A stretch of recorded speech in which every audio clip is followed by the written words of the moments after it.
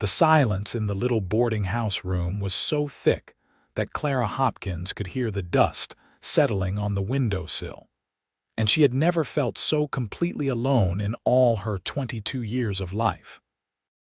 She sat on the edge of her narrow bed in her threadbare calico dress, staring at the single candle stub she had placed on the rickety table near the window. Today was her birthday, March 15th, 1873, and she had spent it washing other people's linens in the back room of Mrs. Patterson's boarding house in Durango, Colorado. Her hands were red and cracked from the lye soap, her back ached from bending over the washboard, and her heart felt like it might crack right down the middle from the weight of her loneliness. The sun was setting beyond the San Juan Mountains, painting the sky in shades of amber and rose that would have been beautiful if Clara had the spirit to appreciate them. Instead, she kept thinking about how different this birthday was from the ones she remembered as a child back in Missouri. Her mother would bake a special cake with real sugar and butter, and her father would carve her a little wooden animal to add to her collection. Her 3 younger sisters would sing to her, their voices high and sweet, and the whole family would gather around their sturdy oak table in the farmhouse kitchen. But that was before the fever took her mother and baby brother.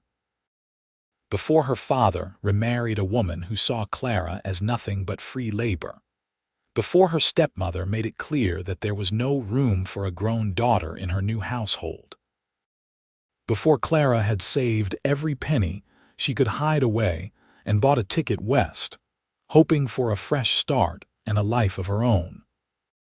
She had arrived in Durango 6 months ago with exactly $3.40 to her name, a carpetbag full of her few belongings, and dreams that now seemed foolish and childish.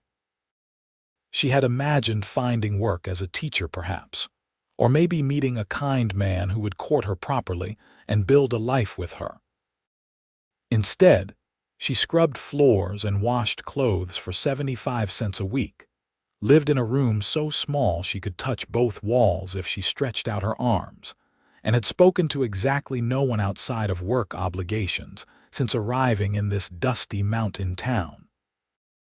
The knock on her door was so unexpected that Clara jumped, her heart hammering in her chest. She was not expecting anyone because she knew no one. Mrs. Patterson had already collected this week's rent, and the other boarders kept to themselves, most of them rough miners who came in late and left early and barely acknowledged her existence. "Yes," she called out, her voice sounding thin and uncertain even to her own ears. "Miss Hopkins." The voice that answered was deep and male, with a rough quality that suggested it was not often used for polite conversation. "I hope I am not disturbing you, but I have something for you." Clara stood slowly, smoothing down her dress and tucking a loose strand of brown hair behind her ear. She approached the door cautiously and opened it just a crack, peering out into the dim hallway. The man standing there was unlike anyone she had ever seen in her life. He was enormous, easily over 6 feet tall, with shoulders so broad they seemed to fill the narrow hallway. His arms were thick with muscle, visible even through his worn buckskin shirt, and his chest was like a barrel. He had dark brown hair that fell past his shoulders in waves that looked like they had been trimmed with a hunting knife, and a full beard that could not quite hide the strong line of his jaw. His face was weathered and tanned from years in the sun, with lines around his eyes that spoke of squinting at distant horizons. Those eyes were a striking pale blue, like ice on a winter stream, and they were looking at her with an expression she could not quite read. In his large, calloused hands, he held a cake. It was not a fancy bakery cake, but it was clearly made with care. The frosting was a bit uneven, and the whole thing tilted slightly to one side, but it was unmistakably a birthday cake, with what looked like wildflowers pressed into the white icing around the edges. Clara stared at it, then at the man, then back at the cake. Her mind could not make sense of what she was seeing. She began, but her throat closed up and no more words would come. Name is Silas Xander, the man said, shifting his weight slightly.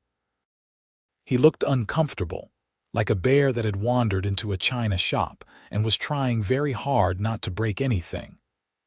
I live up in the mountains, trap mostly, come down here about once a month for supplies. Was at the general store this afternoon when Mrs. Patterson came in talking about how it was your birthday and how you would be spending it alone because you do not know anyone in town yet. She seemed to think that was a shame. Clara continued to stare at him, her mind working slowly to process what he was saying. Mrs. Patterson had mentioned her birthday to a stranger. This mountain man had baked her a cake. Nothing about this made any sense.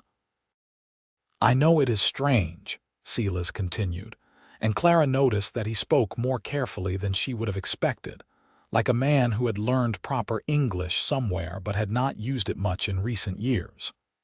But I remember what it is like to be alone in a new place. When I first came to these mountains 8 years ago, I did not speak to another soul for 6 months. Nearly forgot how to use words at all. So I thought maybe you would not mind some company, and everyone should have cake on their birthday.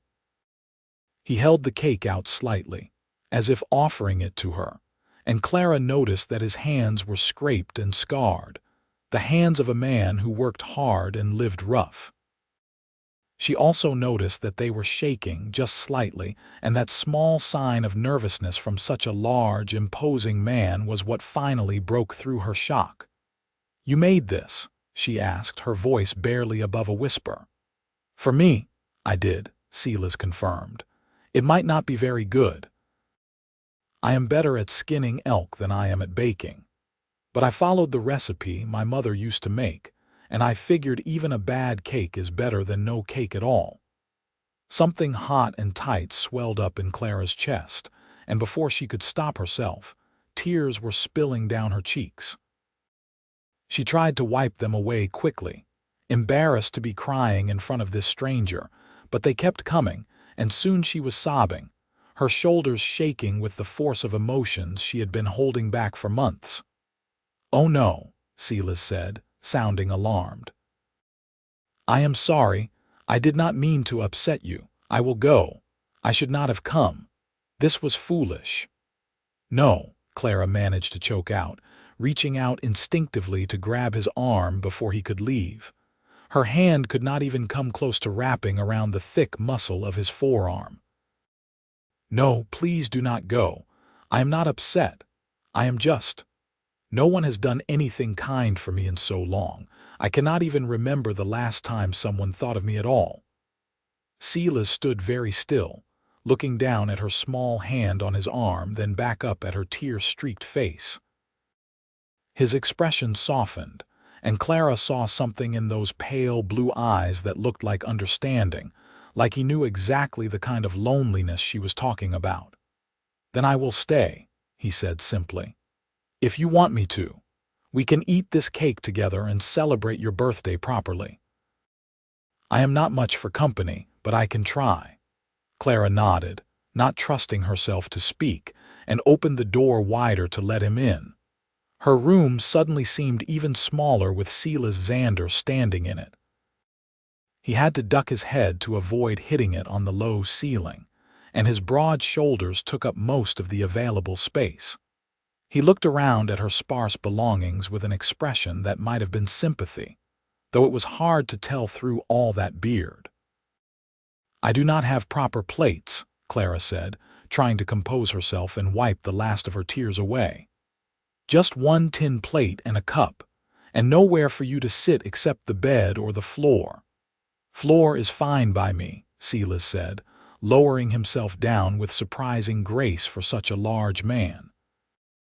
He set the cake carefully on her small table, and Clara noticed for the first time that he had also brought 2 forks, which made her want to cry all over again. He had planned this, had thought about what they would need, had gone to the trouble of making sure she could have a proper birthday celebration. Clara sat down on the floor across from him, tucking her legs to the side and smoothing her skirt. Up close, she could see more details about him. The way his hair was tied back with a leather cord, though several strands had escaped to frame his face. The small scar above his left eyebrow. The way his hands, so large and rough, moved with unexpected gentleness as he positioned the cake between them. "Should I light your candle?" he asked, gesturing to the candle stub she had set out earlier. "For the wishes. I only have the one candle," Clara said. "I was going to save it for when I really needed light." Without a word, Silas reached into his pocket and pulled out 3 new candles, the good kind made of beeswax that burned clean and bright. He arranged them on top of the cake, pushing them gently into the frosting, then pulled out a match and lit them one by one. The warm glow illuminated his face, making his eyes seem even lighter, and Clara found herself staring at him, trying to understand this strange, kind man who had appeared in her life like something out of a storybook. "There," Silas said with satisfaction. "Now you can make a wish before you blow them out. A real birthday wish." Clara looked at the candles, their flames dancing gently in the draft from her poorly fitted window, and tried to think of what to wish for. She had spent so many months wishing for her circumstances to change, for her life to get better, for the loneliness to end. But sitting here now with this unexpected guest, with handmade cake and carefully lit candles, she realized that maybe her wish was already coming true in ways she never could have imagined. She closed her eyes and wished for whatever this was, this small moment of kindness and connection, to grow into something more. Then she opened her eyes and blew out all 3 candles in one breath. "What did you wish for?" Silas asked, then immediately shook his head. "No, wait, you should not tell me or it will not come true. My mother used to say that." "My mother said the same thing," Clara replied softly. "She passed away 5 years ago, the fever." "Mine too," Silas said. 10 years back, she got caught in a blizzard helping a neighbor, took sick after. My father went the next winter, just gave up after she was gone. That is when I came out here. Could not stay in that house without them." They looked at each other in the candlelight, and Clara felt a connection forming, fragile as spider silk but real nonetheless. Here was someone who understood loss, who knew what it was like to have your whole world shift beneath your feet and have to find a new way to stand. "Let us eat this cake," Silas said, picking up one of the forks. "Before I lose my nerve and remember that I am a mountain hermit who has no business sitting in a lady's room." He cut into the cake with his fork, and Clara did the same, taking a small bite. It was actually quite good, sweet and moist with a hint of vanilla, though the frosting was definitely too thick on one side. She found herself smiling despite everything. "This is delicious," she said honestly. "Much better than any cake I could have made. I am not much of a cook." "What are you much of?" Silas asked, then seemed to realize how that sounded. "I mean, what do you like to do when you are not washing linens?" Clara thought about it. It had been so long since anyone had asked her about herself, about what she wanted or enjoyed. "I like to read," she said finally. "When I can get my hands on books, which is not often. I like stories about faraway places and brave people doing extraordinary things. And I like to draw, though I am not very good at it. I used to sketch the animals around our farm in Missouri." "I could bring you things to draw," Silas offered, his face lighting up slightly. "I see animals every day up in the mountains. Elk, deer, mountain lions, bears, all sorts of birds. Even saw a wolf pack last week moving along the ridge like ghosts." "That sounds wonderful," Clara said and meant it. "I would love to see those things. Down here in town all I see are horses and the occasional stray dog." "Mountains are better than town," Silas said firmly. quieter, cleaner, more honest, if that makes sense. A bear will not pretend to be your friend and then talk about you behind your back. It will either leave you alone or try to eat you, and you always know where you stand. Clara laughed, a real laugh that surprised her with its spontaneity. I cannot argue with that logic, though I am not sure I would want to meet a bear that was trying to eat me. I would not let that happen, Silas said, and there was something in his voice that made Clara believe him absolutely. If you were with me in the mountains, nothing would hurt you. I promise you that. They continued eating the cake, and as they did, they talked. Clara told him about Missouri, about her family, about the difficult decision to leave everything she knew and come west. Silas told her about his life in the mountains, about his small cabin near a creek, about the rhythms of trapping and hunting and living close to the land. He told her about the long winter months when the snow piled up so high he could barely open his door, and the brief, beautiful summers when wildflowers covered the meadows in blankets of color. "Why do you come to town so rarely?" Clara asked. "Once a month seems like you would run out of supplies." "I do not need much," Silas explained. "I make most of what I use hunt or trap for food. I only come down for things like salt, coffee, flour, ammunition. And I will be honest, I do not like towns much. Too many people, too much noise, too much meanness disguised as civilization. People here look at me like I am some kind of wild animal that wandered out of the woods." Clara could understand that. People looked at her too, though in a different way. The women saw her shabby dress and red, work-worn hands and dismissed her as beneath their notice. The men either ignored her completely or looked at her in ways that made her skin crawl, like she was something they could buy or take. "How old are you?" Clara asked, then blushed. "I am sorry, that is probably rude to ask." 29, Silas answered without hesitation. "Old enough to know better than to bother a young lady on her birthday, but apparently not wise enough to stay away." He paused. "How old are you today?" 22, Clara said, "though I feel about 100 sometimes." "I know that feeling," Silas said quietly. "Some days I feel like I have lived a dozen lifetimes, all of them hard." They finished the cake, scraping up every last crumb, and Clara realized that she felt fuller than she had in weeks, and not just from the food. There was something nourishing about human connection, about being seen and heard by another person. She had not realized how much she had been starving for it. "Thank you," she said when they were done, looking directly at Silas. "This is the kindest thing anyone has done for me in longer than I can say. You gave me a real birthday, something I thought I would have to do without this year. I will not forget this." Silas looked uncomfortable with her gratitude, shifting his weight and looking away. "It was just cake." "Nothing special." "It was everything," Clara corrected him gently.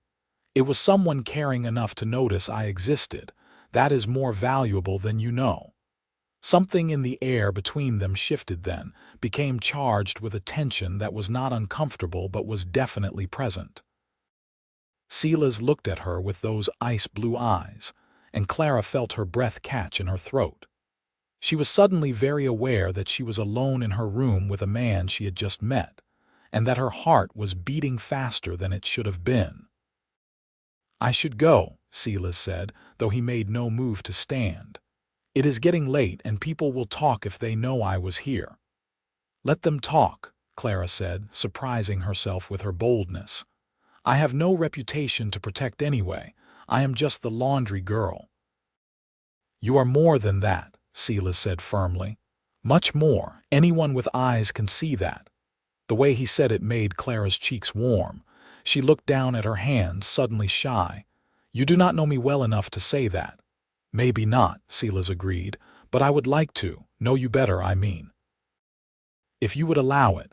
Clara looked up at him, searching his face for any sign of deception or ulterior motive, but all she saw was sincerity and a loneliness that matched her own. "I would like that too," she said softly.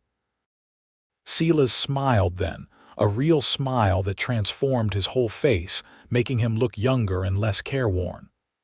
"Then I will come back," he said, "when I return to town next month, and maybe in between if you would like. I could bring you things from the mountains. Flowers, interesting rocks, feathers from the birds, things to draw." "I would love that," Clara said, meaning it with her whole heart. They stood together, and Silas moved toward the door, having to turn sideways to fit his broad shoulders through the narrow frame. At the threshold, he paused and looked back at her. "Happy birthday, Clara Hopkins," he said. "I am glad I got to spend it with you." "So am I," Clara replied. "More glad than I can say." After he left, Clara sat on her bed in the darkness, not bothering to light her precious candles. She could still smell the sweet scent of cake in the air, could still feel the warmth of Silas's presence in her small room. For the first time since arriving in Durango, she felt something that might have been hope stirring in her chest. She did not sleep much that night, her mind too full of thoughts and questions. Who was Silas Xander really? Why had he been so kind to a stranger? Would he truly come back, or had this been a one-time gesture born of pity? And why did the thought of never seeing him again make her chest ache with a loneliness even deeper than before? The next morning, Clara rose early and went about her work with more energy than usual. Mrs. Patterson noticed and commented on it with her usual blunt manner. "You look better today," the older woman said, watching Clara scrub at a particularly stubborn stain. "More color in your cheeks. That mountain man did not bother you too much, did he?" Clara felt her face heat up. "You sent him to me. You told him it was my birthday." Mrs. Patterson shrugged, not looking particularly apologetic. "He was in the general store looking lost, asking about what ladies might like for birthdays. Said he wanted to do something nice for someone who was alone. I figured I was doing you both a favor. He is a good man, that Silas Xander, even if he is strange. Lives up there all alone like some kind of wild creature, but he is honest and decent, which is more than I can say for most of the men in this town." "He brought me cake," Clara said, unable to keep the wonder out of her voice. "He made it himself, did he now?" Mrs. Patterson looked pleased. "Well, that is something. That man does not do things by halves.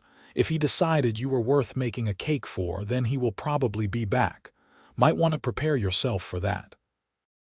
Clara was not sure how one prepared for a mountain man returning to court you, because surely that was what this was it not? But she found herself hoping desperately that Mrs. Patterson was right, that this had not been just a kind gesture but the beginning of something more. The days that followed were long and difficult, made longer by Clara's constant anticipation. Every time she heard footsteps in the hall, her heart would leap, thinking it might be Silas returning. Every evening when she finished her work, she would hurry to her room, half expecting to find him waiting there with some new surprise. But a week passed, then two, with no sign of him. Clara tried not to let disappointment crush her newfound hope, reminding herself that he had said he only came to town once a month. But doubt began to creep in anyway. Maybe she had imagined the connection between them.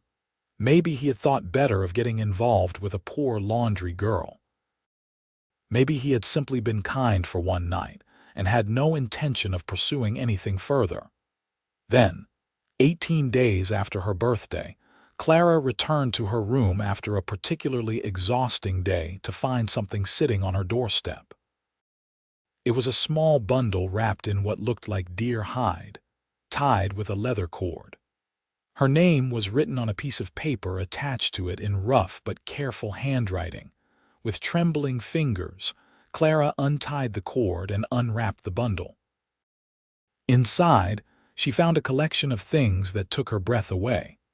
There were wildflower stems, carefully pressed and dried, in colors she had never seen before. There were feathers from various birds, from tiny blue ones to a large speckled hawk feather. There were several interesting rocks and stones, including one that sparkled with what might have been flecks of gold, and there was a piece of paper covered in that same careful handwriting. "Clara," the note read, "I wanted to keep my promise to bring you things to draw. I hope these are interesting enough. I am sorry I have not come back to see you yet.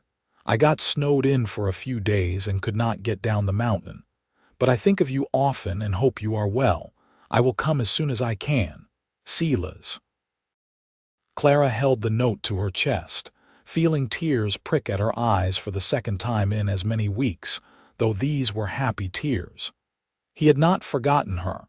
He had been thinking of her. He had gone to the trouble of collecting these beautiful things and bringing them all the way down the mountain to her. She spent that evening arranging her treasures carefully on her table, studying each one and trying to imagine where it had come from. The blue feathers might have been from a mountain bluebird. The hawk feather was probably from a red-tailed hawk, though she was not certain. The rocks were smoothed by water, so they must have come from a creek or river. And the flowers, those incredible flowers in shades of purple and yellow and pink, must have come from some high meadow she could only dream about.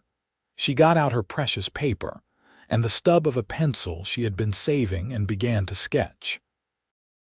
Her drawings were not very good, she knew, but she poured her heart into them anyway, trying to capture the delicate structure of the feathers, the veined petals of the flowers, the way light played across the surface of the stones. The next package arrived a week later, and this time it contained a small book, its pages filled with pressed flowers and handwritten notes about where each one had been found and what it was called. Silas had made her a field guide to the wildflowers of the Colorado mountains, complete with his own observations about which ones the elk liked to eat and which ones only grew above a certain elevation. "I am not a writer," his note said, "but I thought you might like to know about these. They make the mountains beautiful in summer. I wish you could see them growing in their proper places." Clara read the book from cover to cover 3 times, memorizing every word, tracing the pressed petals with gentle fingers. She could almost see Silas collecting these flowers, carefully pressing them, writing out his notes in that rough, careful hand. The amount of effort and thought that had gone into this gift was staggering. She wrote him a note in return, thanking him profusely, and left it with Mrs. Patterson to give to him the next time he came to town. She told him about the drawings she had made, about how much the gifts meant to her, about how she hoped to see him again soon. She wanted to say more, to tell him that she thought about him constantly, that she had never felt this way about anyone before, but she did not want to seem too forward or desperate. The 3rd package arrived on a cold morning in early April. This one contained a beautiful piece of buckskin, soft and supple, with a note explaining that he had tanned it himself and thought she might be able to use it to make something. There was also a small carving of a deer, no bigger than her palm, so detailed she could see the individual muscles in its legs and the alert expression on its face. "I made this for you," Silas's note said. "I am not much of an artist, but carving helps me think, and I have been thinking about you a great deal. I will be in town in 3 days. Would you allow me to take you to dinner at the hotel restaurant? I know it is bold to ask, but I would very much like to see you again and talk with you properly." Clara's heart soared. 3 days. She would see him again in 3 days. She immediately began worrying about what she would wear, how she would look, what she would say. Her only dress was her shabby work dress, and her hair was always a mess, and her hands were perpetually red and rough from the laundry. She went to Mrs. Patterson, swallowing her pride. "I need to borrow money," she said, "just a little. I will work extra hours to pay it back, but I need a new dress, please." Mrs. Patterson looked at her shrewdly. "This about that mountain man. He finally asked you to dinner," Clara nodded, not trusting herself to speak. To her surprise, Mrs. Patterson smiled. "You do not need to borrow money. I have a dress that might fit you. It was my daughter's before she moved to Denver. It is a bit out of fashion now, but it is clean and pretty and will look nice on you. Consider it an early payment for all the extra work you have been doing lately." The dress was beautiful, a soft green color that brought out the hazel in Clara's eyes. It had white lace at the collar and cuffs, and though it was a bit loose in some places and tight in others, Clara thought it made her look almost pretty when she tried it on. The 3 days until Silas's arrival passed with agonizing slowness. Clara worked harder than ever, trying to distract herself, but nothing could keep her mind from constantly wandering back to thoughts of him. She imagined what they would talk about over dinner, how it would feel to walk through town with him at her side, whether he would look at her the way she caught herself thinking about him. When the day finally came, Clara spent an hour getting ready, which was ridiculous considering how little she had to work with. She washed her hair with precious soap and brushed it until it shone, pinning it up in a style that was probably not fashionable but at least looked neat. She put on the green dress and her only pair of shoes, which were worn but clean. She even pinched her cheeks to bring color to them, feeling foolish but doing it anyway. Silas arrived at the boarding house just as the sun was beginning to set, bathing everything in golden light. Clara was waiting in the small parlor where Mrs. Patterson received guests, her hands clasped nervously in her lap. When he walked in, she felt her breath catch all over again. He had clearly made an effort too. His hair was clean and neatly tied back, and his beard was trimmed. He wore a clean shirt, rough but well made, and pants that looked almost new. He had even polished his boots. But what struck Clara most was the expression on his face when he saw her. His eyes widened, and something soft and wondering crossed his features. "You look beautiful," he said simply, and the sincerity in his voice made Clara's cheeks burn. "Thank you," she managed. "You look very nice too." They walked to the hotel together, and Clara was acutely aware of how people stared at them as they passed. Silas was hard to miss, his size and mountain roughness making him stand out among the more refined townspeople.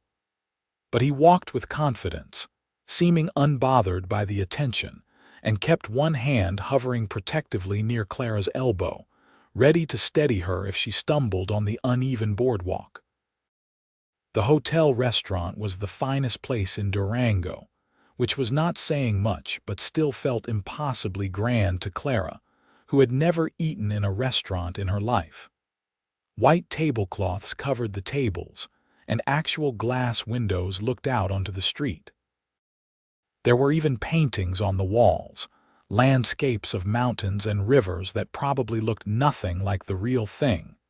The hostess looked at them with barely concealed disdain, her gaze sweeping over Silas's rough clothing and Clara's borrowed dress. "You have a reservation?" she asked in a tone that suggested she knew they did not. "No," Silas said calmly, "but I have money, and I would like a table for two, preferably by the window." The hostess hesitated, clearly torn between her desire to refuse them and her obligation to serve paying customers. Finally, she led them to a small table in the corner, not by the window, and handed them menus with a sniff that said exactly what she thought of mountain men and laundry girls eating in her establishment. Silas ignored her entirely, pulling out Clara's chair with rough but genuine courtesy before seating himself across from her. The chair looked comically small beneath his large frame, and Clara had to suppress a smile. "I do not eat in restaurants much," Silas admitted, looking at the menu with some confusion. "Most of these things I do not recognize. What is a bisque?" "I have no idea," Clara confessed. "I have never eaten in a restaurant either. We might both be completely lost."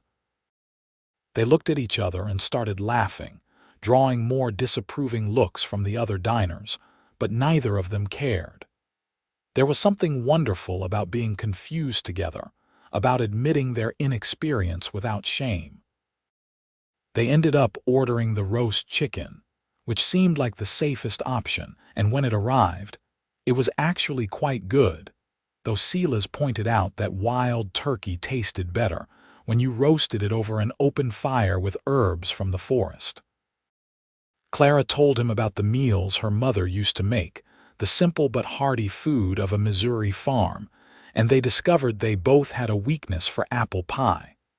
"Tell me more about your life in the mountains," Clara said between bites. "What do you do all day when you are up there alone?" Silas thought about it, chewing slowly. "I check my trap lines in the morning usually, look for game if I am running low on meat. In the afternoon I might work on repairs to my cabin or make things I need. In the evening I cook dinner, tend the fire, carve a bit, read when I have books. Mostly I just exist, I suppose. It sounds boring when I say it out loud." "It sounds peaceful," Clara said. "Like you have exactly what you need and nothing you do not." "That is true," Silas agreed. "But it can be lonely too. Some days I go weeks without saying a word out loud. I talk to my horse sometimes, just to hear a voice, even if it is my own. That is probably strange." "I talk to myself too," Clara admitted. "In my room at night. Sometimes I pretend I am talking to my mother, telling her about my day. I know she is not really there, but it helps." Silas reached across the table and took her hand, his large, calloused fingers closing gently around her smaller, work-worn ones. "We are a pair, are we not? Two lonely people trying to make our way in a world that does not seem to have much use for us." Clara looked down at their joined hands, feeling tears threaten again. Why did this man keep making her cry? "I have use for you," she said softly. "You have been kinder to me than anyone in so long. You made my birthday special. You have thought of me and brought me gifts. You make me feel like I matter." "You do matter," Silas said fiercely. "More than you know, Clara. I need to be honest with you about something." She looked up at him, her heart suddenly pounding. "What is it?" "I have not been able to stop thinking about you since your birthday," he said, his ice-blue eyes intense. "When I am in my cabin, I imagine what it would be like if you were there with me. When I see something beautiful, I immediately think about showing it to you. When I cook my meals, I catch myself making enough for two. I know we barely know each other, and I know I am just a rough mountain man with nothing to offer but a small cabin and a hard life, but I need you to know that my intentions toward you are serious. I am not playing games. I am not passing time. I am courting you if you will let me." Clara felt like all the air had been sucked out of the room. No one had ever spoken to her like this before, with such direct honesty and clear intent. She thought of all the daydreams she had been having, imagining a future that had seemed impossible just moments ago. "I would like that," she said, her voice shaking slightly. "Very much. I think about you constantly too. When I am washing linens, I imagine what your cabin looks like. When I am falling asleep, I think about the mountains and wonder what you are doing. I have never felt this way before about anyone." Silas's face lit up with that transformative smile again. "Then we are agreed. I will court you properly, and we will see where this leads. Fair warning, though, I am not good at the things gentlemen are supposed to be good at. I cannot dance, I do not write poetry, and I will probably say the wrong thing constantly." "I do not care about any of that," Clara assured him. "I just want you to be yourself. That is more than enough." They finished their dinner in a state of happy wonder, hardly tasting the food, too caught up in each other and in the new understanding between them. Silas told her more about his cabin, describing it in detail so she could picture it clearly. It was small, just one room, but he had built it himself from logs he had cut and shaped. It sat in a clearing near a creek, with mountains rising up on all sides. There was a small meadow where wildflowers grew in summer, and a lean-to for his horse and a cold cellar where he stored food for the winter. "It is not much," he admitted, "but it is warm and dry and the location is good. Plenty of game nearby, good water, shelter from the worst winds. I have been thinking about adding a second room, maybe making it bigger, if I had reason to." Clara understood what he was saying, what he was implying, and her heart raced at the thought. A second room would mean a bedroom separate from the main living space.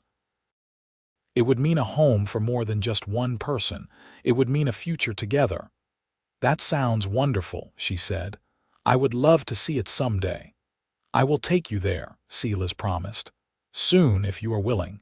It is a half-day ride from here up into the mountains.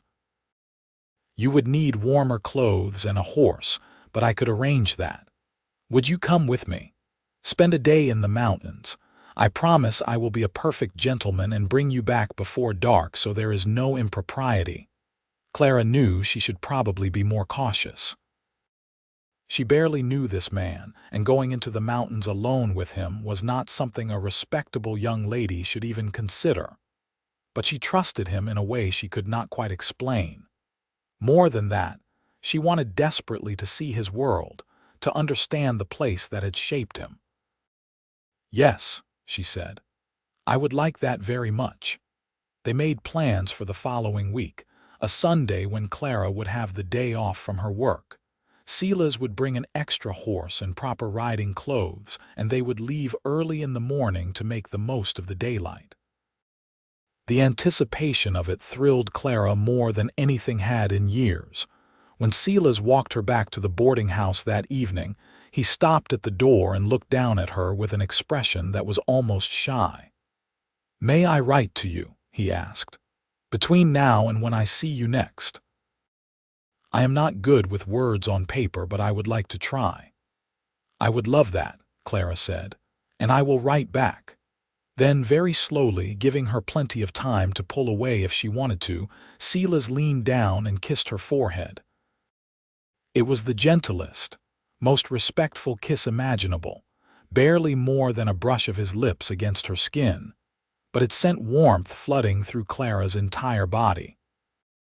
She stood on her toes and kissed his bearded cheek in return, breathing in the scent of him, pine and wood smoke and something else that was uniquely Silas. "Good night, Clara Hopkins," he said softly. "Good night, Silas Xander," she replied. She watched him walk away into the darkness, his large frame disappearing into the shadows, and knew with absolute certainty that her life had just changed forever. Whatever happened next, whether this courtship led where she hoped it would or crashed and burned spectacularly, nothing would ever be the same. The letters started arriving 2 days later. True to his word, Silas was not a natural writer, but what he lacked in polish, he made up for in sincerity. He wrote about his daily life in simple, straightforward language, describing the animals he saw, the work he did, the weather patterns moving through the mountains. But he also wrote about his thoughts and feelings, something Clara suspected he had never shared with anyone before. "I saw a mother bear with her cubs today," one letter read. "She was teaching them to fish in the creek, showing them how to be patient and wait for the right moment. It made me think about families and what it means to teach someone to survive in the world. My mother taught me to read and write, even though most people thought it was unnecessary for a boy who would just grow up to work the land. She said knowledge was the one thing no one could take from you. I am grateful for that lesson now because it means I can write to you and tell you these things." Clara treasured each letter, reading them over and over until she had them memorized. She wrote back just as often, telling him about her work, about the people in town, about her dreams and hopes. She found herself sharing things she had never told anyone, like how she sometimes felt guilty for leaving Missouri, even though staying would have made her miserable, or how she worried that she was not strong enough to build a real life out here in the West. "You are stronger than you think," Silas wrote back. "It takes courage to leave everything you know and start over. It takes strength to keep going when you are lonely and afraid. Do not doubt yourself, Clara. I certainly do not doubt you." His words gave her confidence she had not known she possessed. She started standing a little straighter, speaking a little more firmly. When Mrs.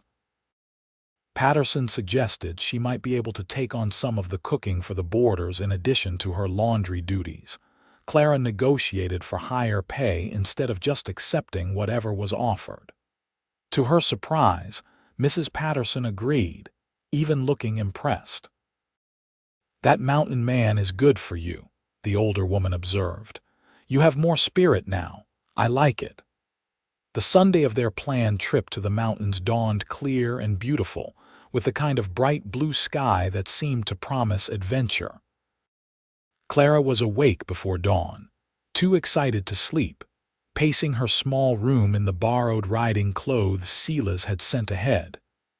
They were men's clothes, modified to fit her smaller frame, and while they were not flattering, they were practical and warm. Silas arrived just as the sun was rising, leading 2 horses.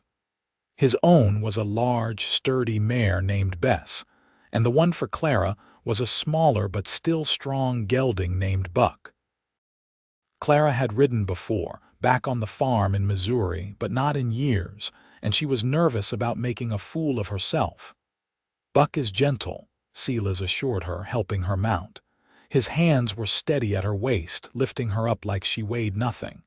"He will take care of you. Just relax and let him do most of the work." They rode out of Durango as the town was waking up, heading north into the mountains. At first, they followed a well-worn trail, but gradually it narrowed and became rougher, until Clara was not sure they were on a trail at all.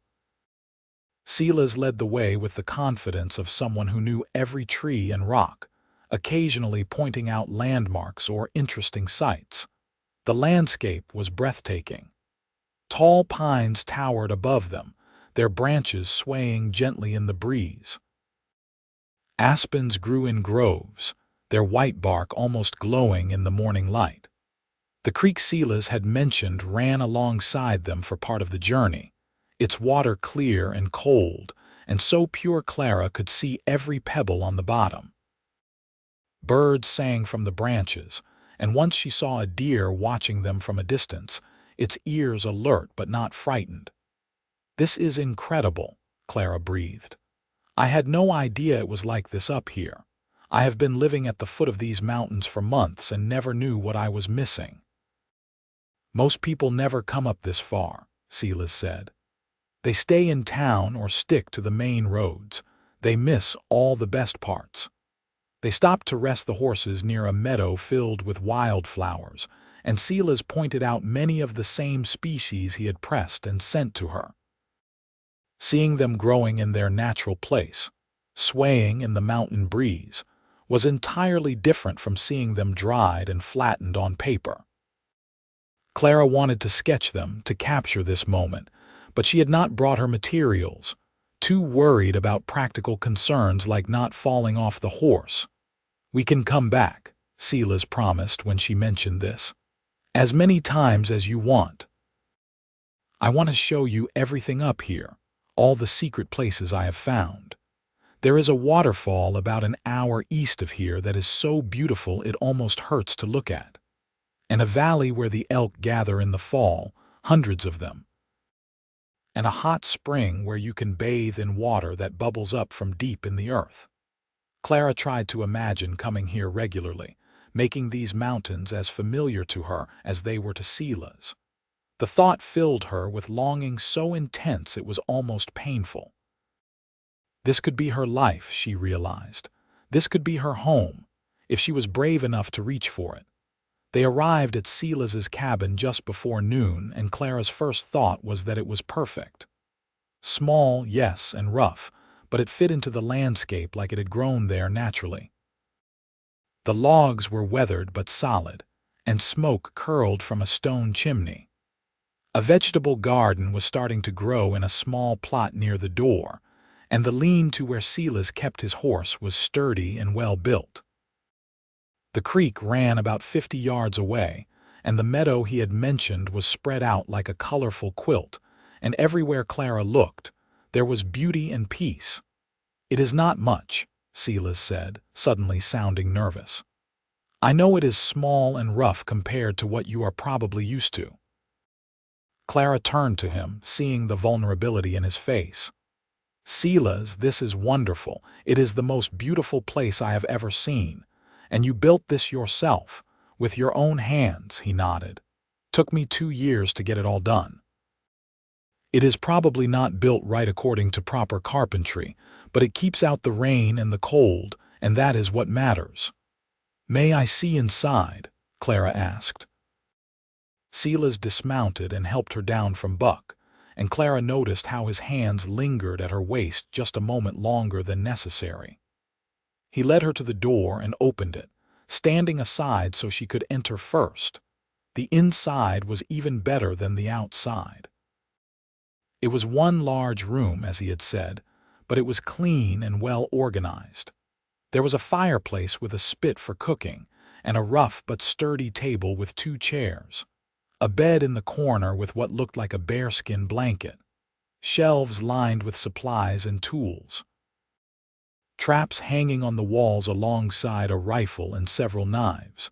A few books stacked carefully on a small side table. Herbs hanging from the rafters to dry.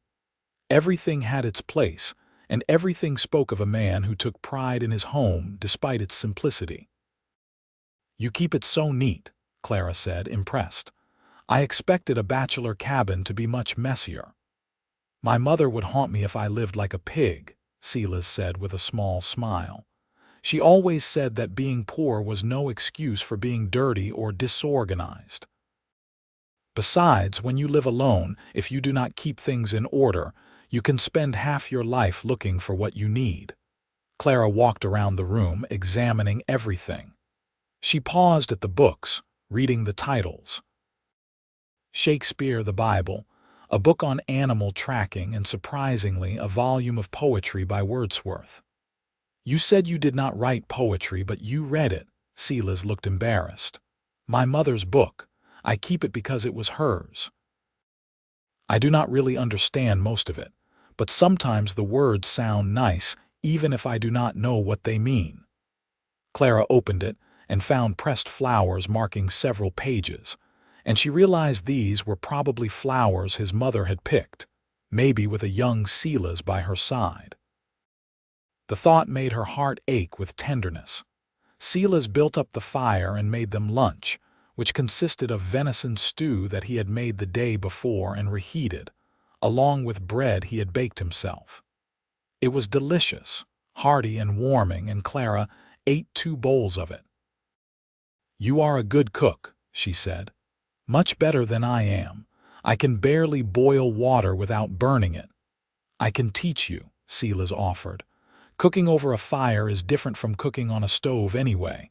It takes practice, but it is not hard once you know the tricks."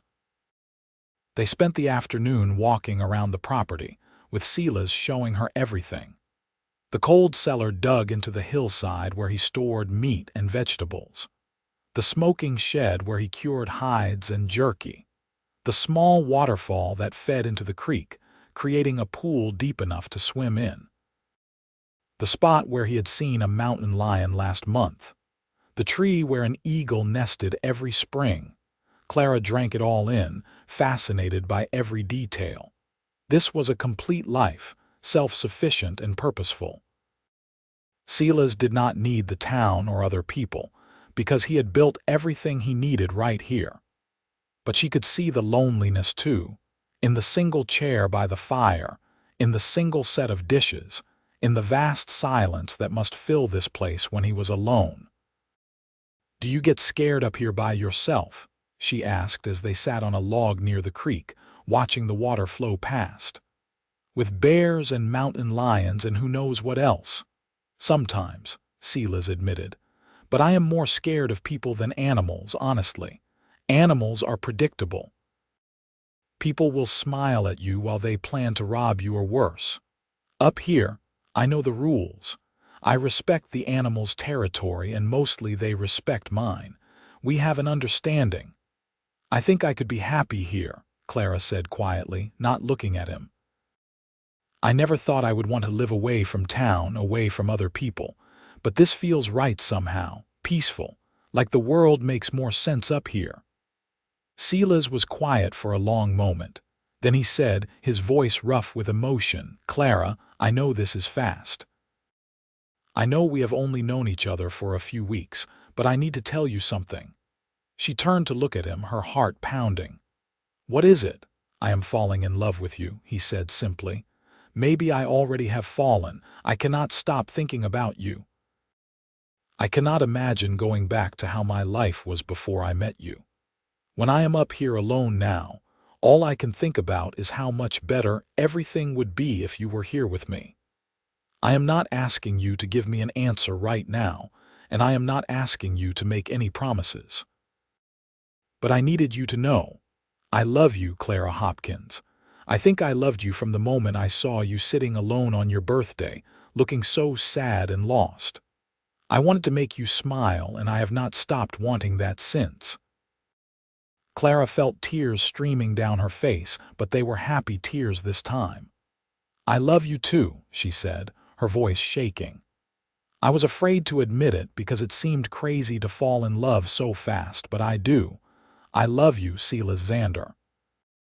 I love your kindness and your strength and the way you see beauty in everything.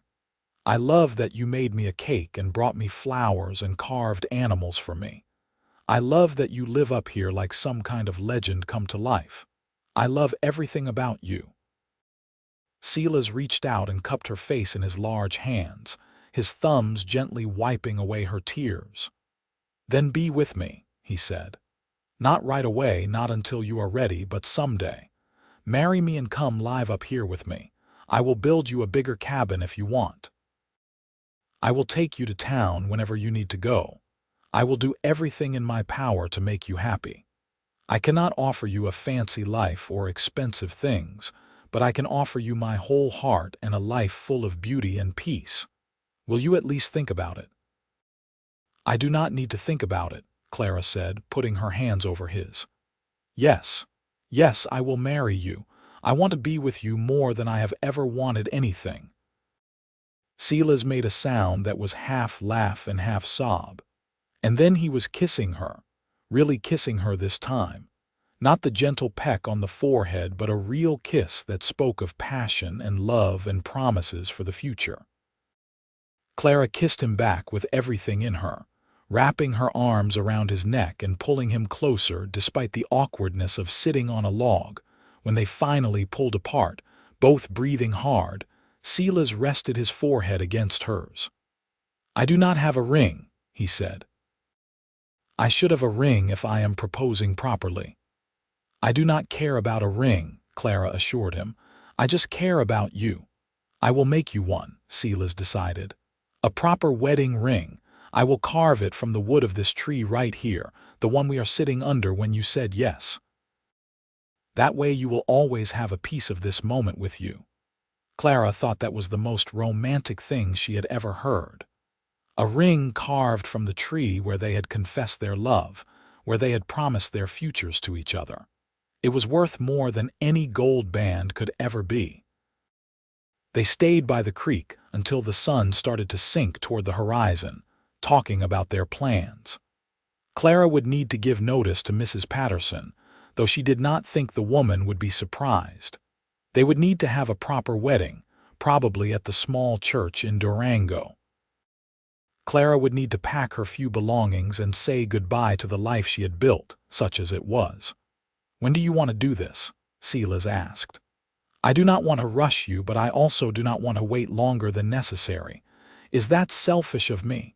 "I want to do it soon too," Clara said. "Maybe in a month. That would give me time to prepare properly and for you to do whatever you need to do, and it would give people time to adjust to the idea so it does not seem too scandalous." "I do not care if it is scandalous," Silas said firmly. "But I want you to be comfortable, so a month is fine. I will use that time to work on the cabin, Add that second room I mentioned. Build us a proper bed. Make everything as nice as I can for you." As they rode back down the mountain that evening, Clara felt like she was floating. Everything had changed in a single day. She was engaged to be married. She was going to leave town and live in the mountains. She was going to build a life with a man she loved, a man who loved her in return with an intensity that still took her breath away. Mrs. Patterson took the news with her usual practical attitude. "About time," she said when Clara told her the next morning. "That man has been mooning over you like a lost puppy. He will be good to you, I think. He is rough, but he is decent, and that matters more than polish in the long run." The other boarders were less kind. Some of the women whispered that Clara was making a mistake, throwing her life away on a mountain hermit, that she would be miserable living in isolation. Some of the men made crude jokes about what a mountain man would want with a skinny laundry girl. But Clara found that she did not care what any of them thought. Their opinions meant nothing compared to the certainty she felt in her heart. The month passed in a flurry of preparation. Silas came to town twice during that time, bringing gifts and helping Clara sort through her belongings. He met with the preacher to arrange the wedding. He bought her a simple but pretty dress for the ceremony, pale blue with white lace, much nicer than anything Clara had ever owned. Clara worked extra hours to save as much money as possible, wanting to contribute something to their new life together, even though Silas insisted she did not need to. She bought fabric to make curtains for the cabin windows and seeds for the garden. She found a cookbook at the general store and studied it carefully, determined to become a better cook. Silas wrote to her every other day, long letters full of details about the work he was doing on the cabin. He was building them a proper bedroom with a real door, something that would give them privacy. He was making furniture, including a rocking chair because he thought Clara might like to sit and look out at the mountains. He was preparing the garden for a bigger harvest, knowing he would have another mouth to feed. "I am trying to make everything perfect for you," one letter read. "I know it will never be fancy, but I want you to be comfortable and happy. I want you to love this place as much as I do. Sometimes I worry that you will come up here and regret your decision, that you will miss town and people and realize you made a mistake. But then, I remember the look on your face when you first saw the meadow, and I tell myself that you truly want this. Please tell me I am not wrong." Clara wrote back immediately, assuring him that she had never been more certain of anything in her life. She told him that she dreamed of the cabin every night, that she could hardly wait to start their life together, that every day that passed felt like a year because she wanted so badly to be with him. Finally, the wedding day arrived. It was a small ceremony, held in the church with only a handful of witnesses. Mrs. Patterson was there, along with the preacher and his wife and a few townspeople who had become friendly with Silas over the years. Clara wore her new blue dress, and Silas wore a suit he had borrowed from the general store owner, looking uncomfortable but handsome in his formal clothes. The ceremony itself was simple and quick. They exchanged their vows in steady voices, promising to love and honor each other for as long as they both lived. Silas slipped the ring he had carved onto Clara's finger, a simple band of polished wood that fit perfectly and felt warm against her skin. When the preacher told him he could kiss his bride, Silas gathered Clara into his arms and kissed her thoroughly, not caring that they had an audience. There was a small celebration afterward at the hotel restaurant, with cake and coffee for everyone who had attended. But both Clara and Silas were anxious to leave, to finally start their life together. As soon as it was polite to do so, they made their excuses and headed for the stables where their horses waited, along with a pack mule carrying Clara's belongings. The ride up to the cabin was different this time because Clara knew she was riding toward her future, her home. Everything looked more vivid somehow, the colors brighter, the sounds clearer. She noticed things she had missed on her first visit, like the way the aspens whispered to each other in the breeze, or how the creek changed its song as it ran over different rocks. When they finally arrived at the cabin, Silas dismounted and came to help Clara down. But instead of just setting her on her feet, he swept her up into his arms, making her squeal with surprise. "I am supposed to carry you over the threshold," he explained, grinning. "It is traditional. I read about it in one of my mother's books." He carried her easily, despite her protests that she was perfectly capable of walking, and pushed open the cabin door with his shoulder. Clara gasped when she saw the inside. Silas had been working miracles during the past month. The space was transformed, with new furniture and curtains on the windows and fresh herbs hanging from the rafters. There was a proper kitchen area now, with shelves for dishes and a good workspace. And there was a door leading to what must be the new bedroom with delicate flowers carved into the wood frame. "Oh, Silas," Clara breathed. "It is beautiful. You did all this for me, for us," he corrected, setting her gently on her feet. "This is our home now. I want you to feel like it is yours as much as it is mine. If there is anything you want to change or add, just tell me. I want you to be happy here." Clara walked around, touching everything, marveling at the care and thought that had gone into each detail. The rocking chair was positioned perfectly to catch the afternoon sun. The bedroom had a real bed with a mattress stuffed with sweet grass and a beautiful quilt that looked handmade. There were wildflowers in jars on every surface, filling the cabin with their sweet scent. "I cannot believe this is real," Clara said, turning to face her new husband. "I cannot believe this is my life now. A few months ago I was alone and miserable, thinking I would spend the rest of my life washing other people's dirty linens. And now I am here with you in this beautiful place, starting a life I never even dared to dream about." Silas crossed the room to her, taking her hands in his. "I know exactly what you mean.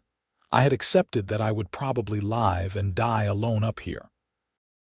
I thought I was content with that I did not need anything more. But then I saw you on your birthday, looking so sad, and something in me recognized you. Like I had been waiting for you without even knowing it, and now I cannot imagine my life without you in it." They stood there in the golden afternoon light, holding each other, and Clara felt a sense of rightness settle over her like a warm blanket. This was where she was meant to be. This was who she was meant to be with. Everything that had come before, all the pain and loneliness and struggle, had been leading her to this moment.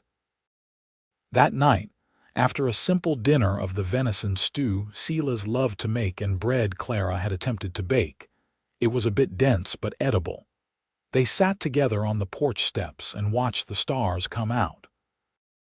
The sky in the mountains was different from the sky in town, so much darker and clearer, with more stars than Clara had ever imagined existed. "My mother used to tell me that the stars were all the people who had gone before us, watching over the ones they loved," Silas said quietly. "I did not really believe it when I was young, but sometimes now I look up there and wonder if she and my father are looking down, if they can see that I found you. I think they would be happy about that. They always said that finding the right person to share your life with was the most important thing anyone could do." "My mother said something similar," Clara replied, leaning against Silas's shoulder. "She said that love was the only thing that really mattered in the end, that everything else was just details. I wish she could have met you. I think she would have liked you." "I wish I could have met her too," Silas said. "Any woman who raised a daughter like you must have been remarkable." They stayed outside until the cold drove them in, and then they went to their new bedroom together as husband and wife. closing the door with the carved flowers on the outside world. Clara was nervous but also excited, ready to start this new chapter of her life with Silas beside her. The days that followed fell into a rhythm that felt natural and right. Clara learned how to cook over the fire, with Silas patiently teaching her his methods. She learned how to preserve meat and vegetables for the winter, how to identify edible plants in the forest, how to read the weather by looking at the sky and the behavior of the animals. She worked in the garden, coaxing vegetables from the mountain soil. She explored the surrounding area, always with Silas nearby to keep her safe, learning the landscape and making it her own. Silas, for his part, seemed lighter and happier than Clara suspected he had been in years. He sang while he worked, old songs his mother had taught him. He carved little gifts for Clara constantly, animals and flowers and abstract shapes that she lined up on the windowsills. He read to her in the evenings from his small collection of books, his deep voice making even familiar stories sound new and exciting. They made love often, learning each other's bodies and preferences, growing more comfortable and adventurous. Clara had been nervous about this aspect of marriage, but Silas was patient and gentle, always making sure she was comfortable and satisfied. She discovered that she enjoyed the physical intimacy as much as the emotional connection, that there was joy in being close to him in this way. Summer turned to fall, and the mountains transformed into a riot of gold and red as the aspens changed color. Silas took Clara to see the elk gathering in the valley, just as he had promised, and they watched in awed silence as hundreds of the magnificent animals grazed and called to each other. He showed her the waterfall where they swam in the cold water and dried off on the sun-warmed rocks afterward. He taught her how to fish and how to track animals, skills she had never imagined needing but now found fascinating. In September, Clara realized she was pregnant. She had missed her monthly courses twice and was feeling queasy in the mornings. She was both thrilled and terrified, unsure how to tell Silas, worried about how he would react.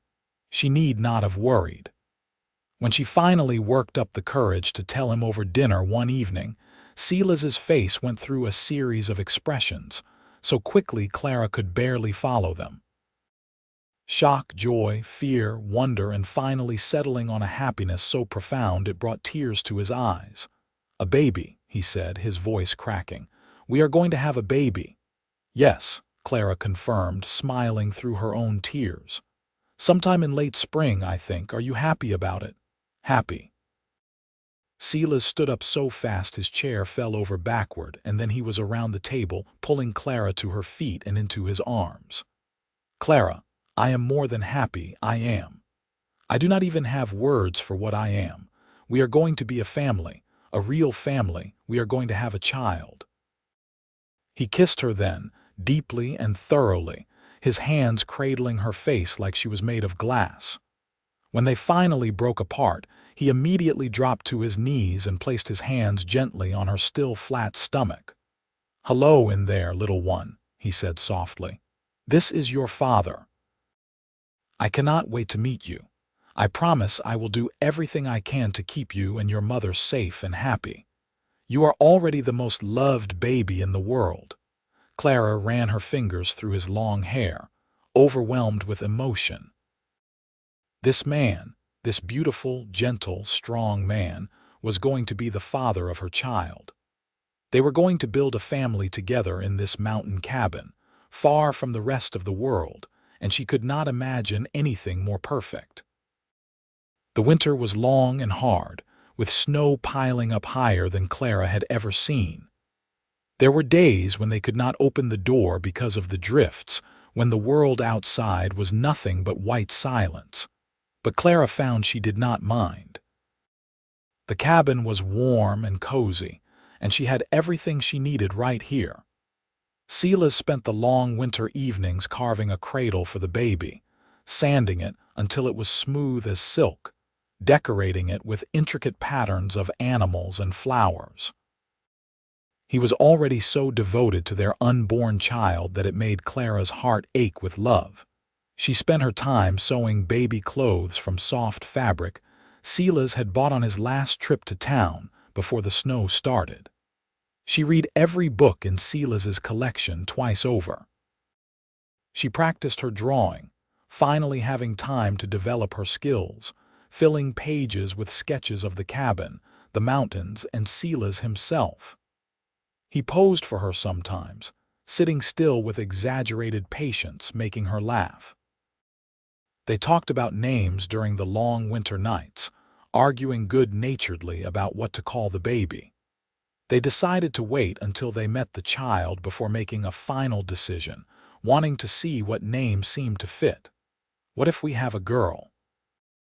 Clara asked one evening as they lay in bed, Silas's hand resting protectively on her growing belly. "What will you teach her?" "Everything I know," Silas said without hesitation. "How to survive in the mountains, how to track and hunt and fish, how to be strong and independent. But also how to read and write and think, how to see beauty in the world, how to be kind even when the world is hard." "What will you teach her?" "The same things," Clara said. "And I will teach her that being female does not mean being weak or limited. That she can do anything and be anything if she works hard enough. That love matters more than money or status. That her father is the best man in the world." "What if we have a son?" Silas asked. "What will we teach him?" "All of those same things," Clara said firmly. "Plus how to respect women, how to be gentle with his strength, how to be a good man like his father, how to cook and clean and take care of himself so he does not need someone else to do it for him. Our children are going to be very lucky," Silas said, kissing her temple. "Having you for a mother." "And you for a father," Clara added. Spring came late that year, but when it finally arrived, it was glorious. The snow melted gradually, revealing the meadows beneath, and soon wildflowers were sprouting everywhere. Clara's belly was large now, making movement difficult, but she insisted on going outside every day to enjoy the sunshine and fresh air. Silas hovered over her constantly, ready to catch her if she stumbled, to help her over rough ground, to bring her water or food or whatever she needed. The baby came on a warm day in May, after a long and difficult labor that frightened Silas more than anything he had ever experienced. He had delivered foals and calves before, but this was different. This was Clara suffering and in pain, and there was nothing he could do except hold her hand and encourage her and pray that everything would be all right. Finally, after what felt like an eternity, their son was born, red-faced and screaming his displeasure at the world. Silas cut the cord with shaking hands while Clara held their baby to her chest, tears streaming down her exhausted face. "He is perfect," she whispered. "Look at him, Silas. Look at what we made." Silas looked at his son, this tiny, wrinkled, absolutely perfect human being, and felt his whole world shift on its axis. He had thought he understood love when he fell for Clara, but this was different, deeper somehow. This was a love that was protective and fierce and unconditional. This was his child, his son, a piece of him and Clara both that would go on into the future. "What should we name him?" Clara asked. Silas thought about it, looking at his son's tiny face. "Samuel," he said finally, "after my father." "Samuel Xander. What do you think, Samuel?" Clara repeated, trying it out. "Yes, that is perfect. Hello, Samuel. Welcome to the world." The months that followed were exhausting and wonderful in equal measure. Samuel was a demanding baby, crying often and sleeping little, but Clara and Silas did not mind. They took turns walking him when he fussed, took turns getting up in the night for feedings, worked together to keep him clean and fed and happy. Silas proved to be a natural father, patient and gentle despite his size and rough exterior. He would hold Samuel for hours, just watching him sleep, marveling at his tiny fingers and toes. "I never knew I could love something this much," he confessed to Clara one evening. "It is almost frightening how much I love him, how much I love both of you. If anything ever happened to either of you, I do not think I could survive it." "Nothing is going to happen to us," Clara assured him. "We are safe here with you. You keep us safe."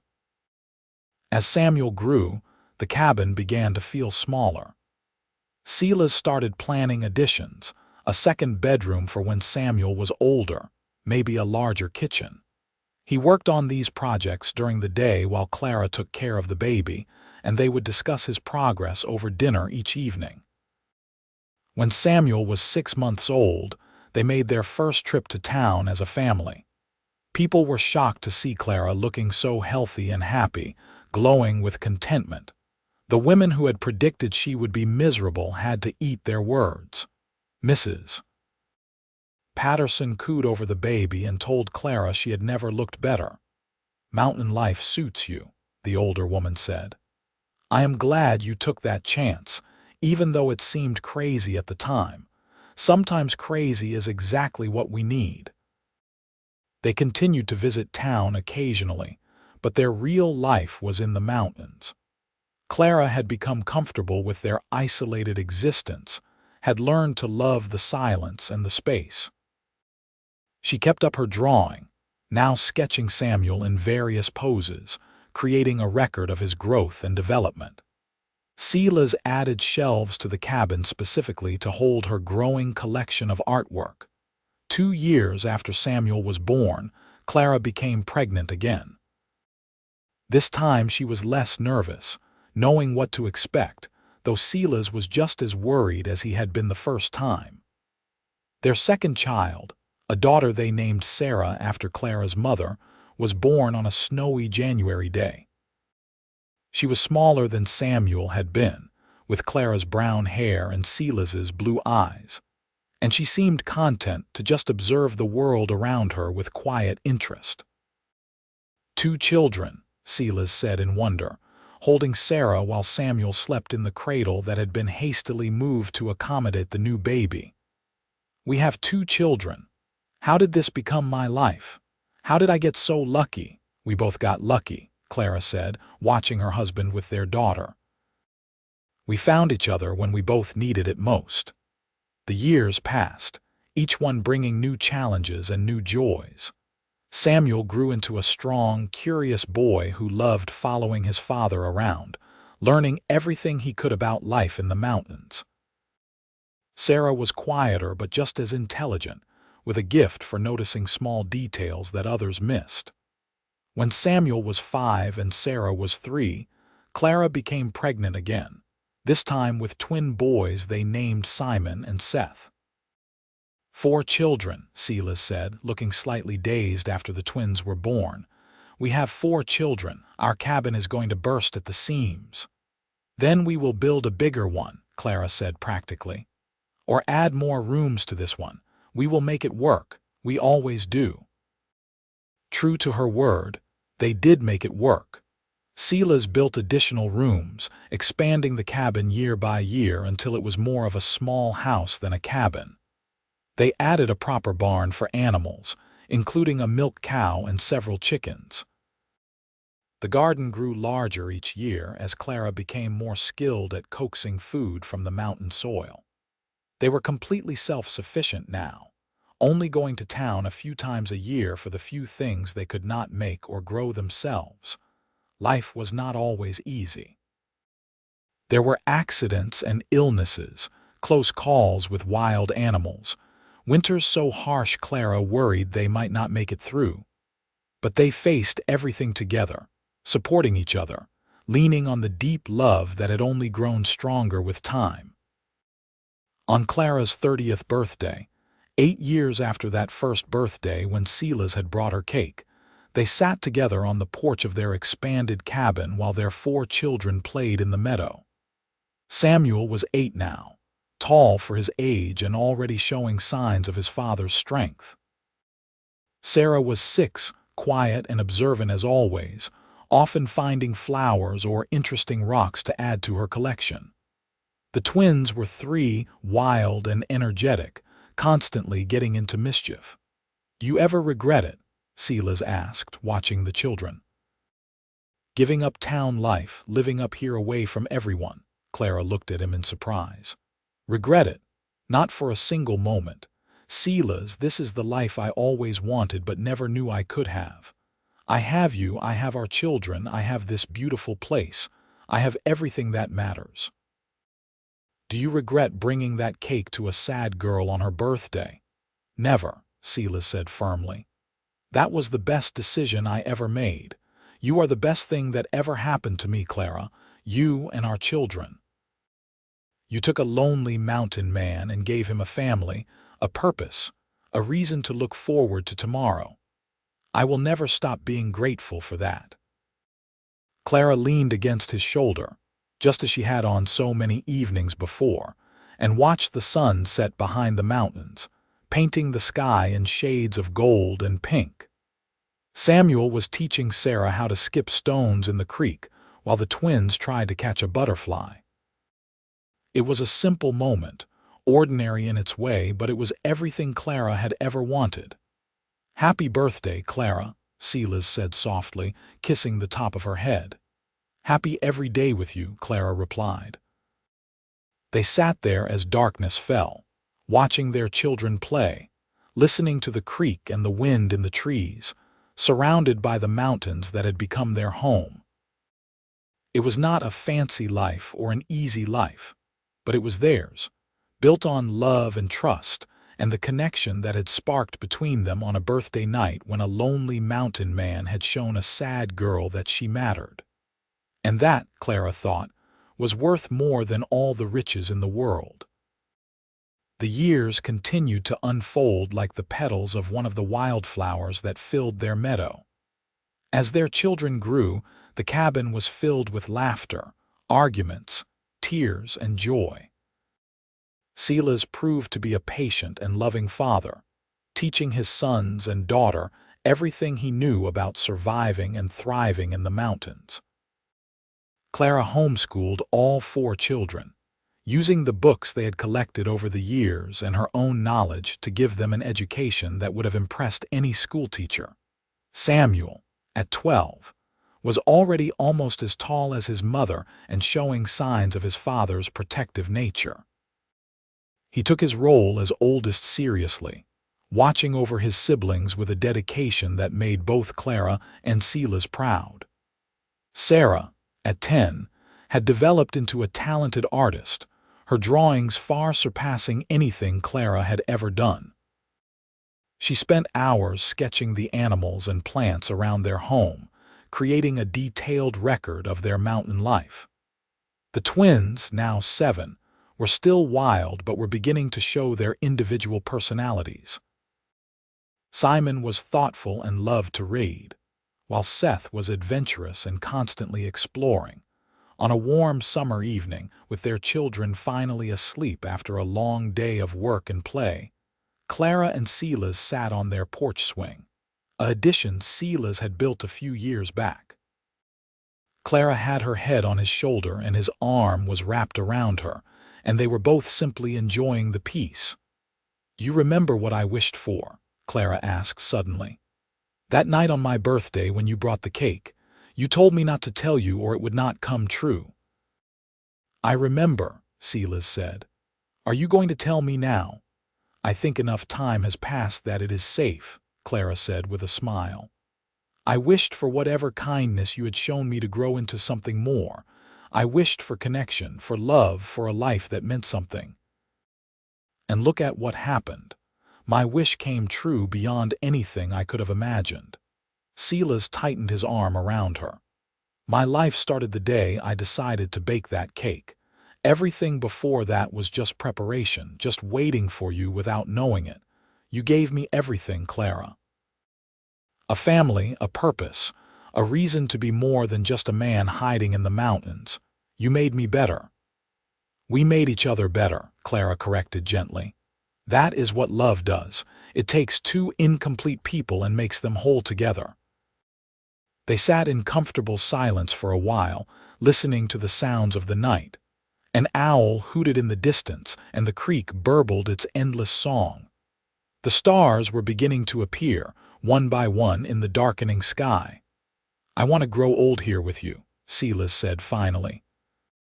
"I want to watch our children grow up and have children of their own. I want to sit on this porch when we are old and gray and look back on a life well lived. I want forever with you, Clara." "You have it," Clara promised. "Forever and always. That cake you brought me that night was not just cake. It was a promise, even though neither of us knew it at the time. A promise that neither of us would be alone again, that we would face whatever came together." "Best promise I ever made," Silas murmured, "even without knowing I was making it." The stars continued to emerge, filling the sky with light, and Clara thought about her mother's belief that the dead watched over the living from above. If that was true, then her mother and father, Silas's mother and father, all of them were looking down right now, seeing what their children had built together. She hoped they were proud. She hoped they understood that everything they had taught her, all the love and values they had instilled, had led her to this moment, this place, this life. "What are you thinking about?" Silas asked, sensing her contemplative mood. "Just how grateful I am," Clara said, "for all of it. The good and the bad, because even the bad parts led me here. I am grateful for the fever that took my mother, even though it broke my heart, because it set in motion the events that brought me west.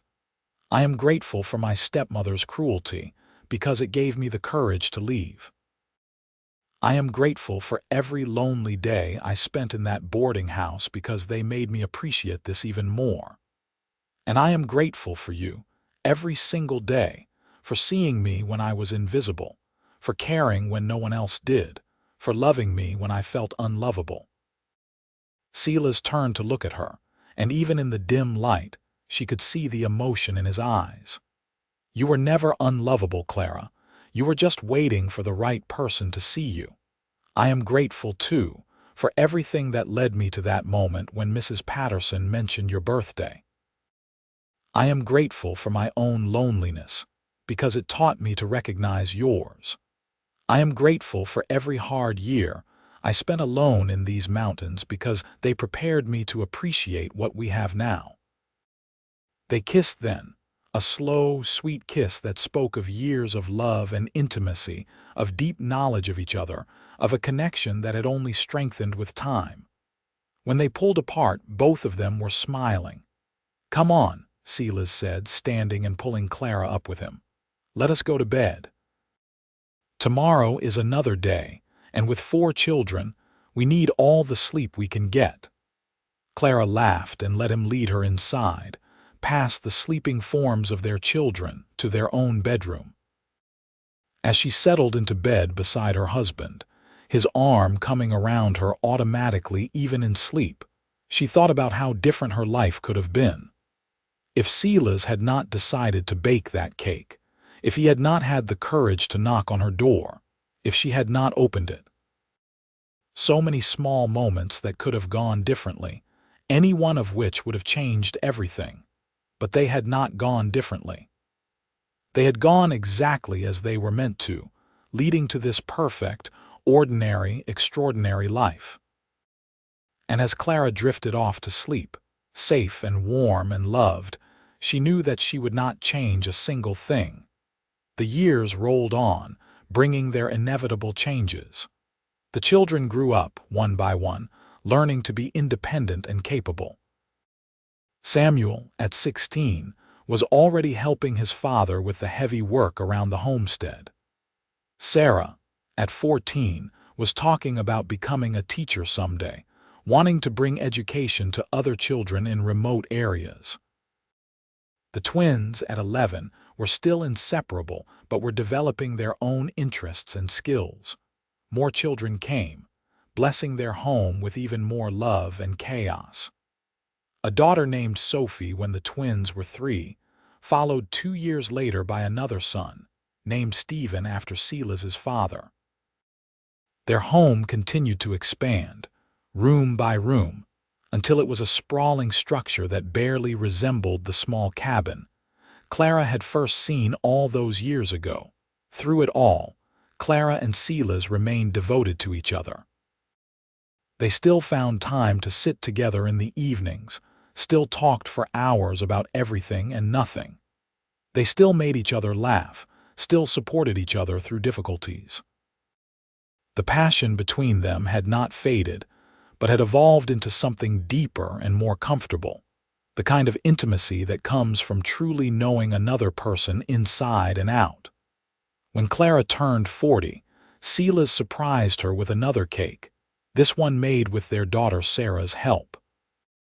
It was much better than that first lopsided cake he had made 18 years earlier, but Clara thought it was just as perfect. "Make a wish," Silas said, lighting the candles while their 6 children gathered around. Clara looked at her family, at the faces she loved more than anything in the world, and realized she had nothing to wish for. She already had everything. But she closed her eyes anyway and wished for more time, more years to spend with these people, more days in this place she had come to love so deeply. When she opened her eyes, ready to blow out the candles, she found Silas watching her with that same look of wonder and love that he had worn on her 22nd birthday. Some things, she realized, never changed. His love for her had not diminished with time or familiarity. If anything, it had grown stronger. "What did you wish for?" little Sophie asked, her eyes wide. "I wished for this," Clara said, gesturing to all of them. "For all of you, for more days just like this one. For the blessing of growing old with your father and watching all of you grow up and find your own paths in life." "That is a good wish, Mama," Sarah said softly. "The best wish." As Clara cut the cake and distributed pieces to her hungry family, she caught Silas's eye across the table. He smiled at her, that private smile that was just for her, and she smiled back, a whole conversation happening in that silent exchange. "Thank you for taking a chance on me. Thank you for opening your door. Thank you for loving me. Thank you for this life. Thank you, thank you, thank you." The conversation was endless and ongoing, continuing every day in 1,000 small ways. In the way Silas still brought her wildflowers. In the way Clara still mended his clothes with care. In the way they moved around each other in the kitchen, a dance perfected by years of practice. In the way they still reached for each other in the night, needing that physical reassurance of the other's presence. Their children grew up watching this love, learning from it, understanding that this was what a good marriage looked like. Hard work, yes, but also deep respect, genuine affection, and a commitment that did not waver even when things were difficult. They would carry these lessons with them into their own lives, building their own families on the foundation their parents had shown them. Samuel was the first to leave, at 18, wanting to see something of the world beyond the mountains. Clara cried the day he rode away, even though she understood and supported his need to find his own path. Silas held her as they watched their firstborn disappear down the mountain trail, and she felt his tears mixing with her own. "He will be back," Silas said with certainty. "The mountains are in his blood. He is just going to see what else is out there so he can appreciate what he has here." Silas was right. Samuel returned 2 years later with a wife, a strong, capable woman named Mary who took to mountain life with surprising ease. They built their own cabin a mile away from Silas and Clara's home, close enough for safety and support but far enough for independence. Within a year, they had given Clara and Silas their first grandchild, a boy with his grandfather's blue eyes. Sarah left to pursue her teaching dream, and the twins eventually went their separate ways, Simon to study law in Denver and Seth to become a guide for people wanting to explore the Colorado mountains. Sophie and Stephen were still at home, But Clara knew it was only a matter of time before they too would spread their wings. And through all these changes, all these comings and goings, Silas and Clara remained constant. Their love was the anchor that held everything together, the foundation upon which their entire family was built. They had created something lasting and beautiful, starting from that single act of kindness on a lonely birthday night. On their 20th wedding anniversary, Silas took Clara on a trip, just the two of them, up to a spot high in the mountains that he had been saving for a special occasion. They left Sophie and Stephen with Samuel and Mary for a few days and rode out with packs full of supplies. The spot Silas had chosen was breathtaking, a high meadow surrounded by peaks, with a view that seemed to stretch forever.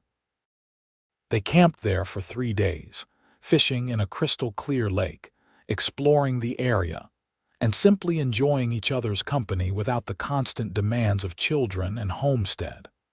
On the last night, as they lay together under a blanket of stars more vivid than Clara had ever seen, Silas spoke.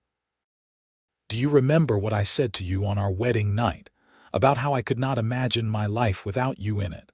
"I remember," Clara said, snuggling closer to him. 20 years later, it is even more true. You are not just part of my life, Clara. You are my life. Every good thing I have, every moment of happiness, every accomplishment, it all comes back to you. That cake I made you was the best thing I ever created because it brought me you." Clara felt tears prick her eyes. After 20 years of marriage, 6 children, countless challenges and triumphs, this man could still make her cry with his simple, honest declarations of love. "I love you, Silas Xander," she said. "I have loved you since that first night, and I will love you until my last breath. You saved me from a life of loneliness and showed me what it means to truly live. You are everything to me." They made love there under the stars, with the mountains standing silent witness, and it felt like a renewal of their vows, a recommitment to the life they had built together. When they returned home a few days later, they were refreshed and reconnected, ready for whatever the next 20 years might bring. Time continued its steady march. Their children had children, and those children had children. The family expanded and grew, filling the mountains with life and love. Silas and Clara became the patriarch and matriarch of a small dynasty, their cabin the gathering place for holidays and celebrations. They grew old together, just as Silas had wanted. His hair turned gray, then white, and his movements became slower, but he remained strong and capable well into his 70s. Clara's hair also turned white, and her hands became even more gnarled from years of work, but her spirit remained young, her love for life undiminished. They celebrated Clara's 50th birthday with a huge gathering of family, so many people that they spilled out of the cabin and into the meadow. Someone had counted 23 grandchildren and 7 great-grandchildren, with more on the way. Clara looked around at all these people, all these lives that had come from that one night when a mountain man had shown kindness to a lonely girl, and felt overwhelmed with gratitude. Silas, now 57, stood up to make a toast. His voice was still strong, even if his body was showing its age. "My wife turns 50 today," he began, "and I want to tell you all a story. 28 years ago, I was a lonely man living alone in these mountains, thinking that was all my life would ever be. Then I heard about a young woman spending her birthday alone, and on impulse, I baked a cake and knocked on her door.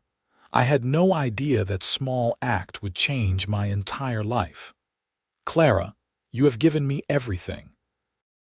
A family, a legacy, a purpose, and most importantly, a love that has sustained me through every challenge.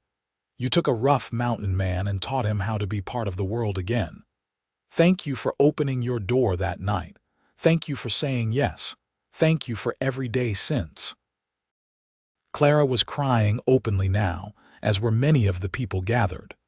Sarah, now 48 and a successful teacher, stood up and added her own toast. Growing up, we always knew we were loved. Our parents showed us every single day what real love looks like. It looks like hard work and sacrifice. It looks like partnership and respect. It looks like never giving up on each other, even when things are hard. Mama, Daddy, thank you for showing us how to love and be loved. Everything good in my life comes from what you taught me. Similar sentiments were echoed by their other children, and by the time everyone had spoken, there was not a dry eye in the place. Clara held Silas's hand throughout it all, squeezing tight, communicating without words all the things they felt. They celebrated late into the night, with music and dancing and more food than any group could possibly eat. Clara watched her great-grandchildren playing in the meadow where her own children had played decades before, and felt the circle of life continuing, the legacy she and Silas had created rippling out into the future. When everyone had finally left or fallen asleep in various corners of the expanded cabin, Clara and Silas sat on their porch swing, exhausted but happy. "Quite a day," Silas said, his voice rough with tiredness. "Quite a life," Clara corrected. "Look at what we built, Silas. Look at all those people in there, all those lives that would not exist if you had not brought me that cake." "Best decision I ever made," Silas said, as he had said so many times over the years, "and I would make it again in a heartbeat." They sat in comfortable silence, watching the stars and listening to the familiar sounds of their mountain home. Clara's head rested on Silas's shoulder, his arm was around her, and everything was exactly as it should be. "Do you remember what you told me once?" Clara asked. "About wanting to grow old here with me, watching our grandchildren play. We did it. We actually did it." "We did more than that," Silas said. "We built something that will last long after we are gone. Our children and grandchildren will tell their children about us, about how a mountain man and a lonely girl fell in love and built a family in these mountains. We will live on in their stories." "I like that thought," Clara said. "Becoming part of the legacy of these mountains, like the rocks and the trees and the wildflowers." They stayed outside until Clara started to doze off, and then Silas gently helped her inside and to bed, just as he had done thousands of times before. As they settled into sleep, wrapped around each other as they had been for decades, both of them felt deep contentment. Their lives had been good, rich with love and meaning, and they had no regrets. The years that followed were quieter, as Clara and Silas gradually handed over more responsibilities to their children and grandchildren. They spent their days doing light work around the homestead, receiving visits from family, and simply enjoying each other's company. They moved slower now, and some days were harder than others, but they faced it all together as they always had. Silas passed away peacefully in his sleep on a cold winter night, just 2 weeks after his 81st birthday. Clara woke to find him beside her, his face peaceful, his hand still holding hers even in death. She did not cry immediately. Instead, she lay there holding him, memorizing his face one last time, feeling grateful for every single day they had spent together. "Thank you," she whispered to him. "Thank you for seeing me, for loving me, for giving me this beautiful life. Wait for me. I will come find you soon." The funeral was huge, with family coming from all over Colorado and beyond. Samuel, now 63 and with grandchildren of his own, gave a eulogy that captured who Silas had been. A kind man, a devoted father, a loving husband, someone who had lived simply but meaningfully, who had valued relationships over possessions, who had built a legacy of love that would continue for generations. Clara lived for 3 more years after Silas passed, surrounded by family who made sure she was never alone. But everyone could see that part of her had gone with him. She was still herself, still sharp and funny and full of wisdom, but there was a sadness in her eyes that never quite went away, a loneliness that could not be filled no matter how many people surrounded her. On a warm spring evening, exactly 55 years after that first birthday when Silas had brought her cake, Clara sat on the porch swing with a cup of tea, watching the sunset paint the mountains in shades of gold and rose. She felt tired, more tired than she had ever felt before, but also peaceful. Her life had been long and full and rich beyond measure. She had loved and been loved. She had created and nurtured a family that would continue long after she was gone. She had lived in this beautiful place and learned its rhythms and secrets. She had, by any measure, lived well. As the sun dipped below the mountains, Clara closed her eyes and thought about Silas, about that first night when he had knocked on her door with a homemade cake and changed her life forever. She could almost see him, young and nervous and so sincere, holding that lopsided cake like it was made of gold. She could almost hear his deep voice telling her that everyone should have cake on their birthday. "I am coming," she whispered into the gathering darkness. "Wait for me, my love. I am coming home." Clara Hopkins Xander died peacefully that night, with a smile on her face and her husband's name on her lips. She was 80 years old and had lived every single day of the 55 years since that birthday with purpose and love. The family buried her next to Silas on the hill overlooking their cabin, with a view of the meadow where wildflowers bloomed every spring. On the simple wooden marker they carved, "Clara Hopkins Xander, beloved wife, mother, grandmother, great-grandmother." She found love on her birthday and lived happily ever after. The cabin stands to this day, maintained by the Xander family as a reminder of where they all came from. The meadow still fills with wildflowers every spring. The creek still sings its endless song. And on clear nights, if you sit on the old porch swing, you can almost feel the presence of the two people who built this place with love and hope, and a single act of kindness. Their story has been passed down through generations, told and retold until it has taken on the quality of a legend. But at its heart, it is a simple tale. A lonely man and a lonely woman found each other against all odds, and together they built something beautiful that lasted far beyond their own lives. And it all started with cake.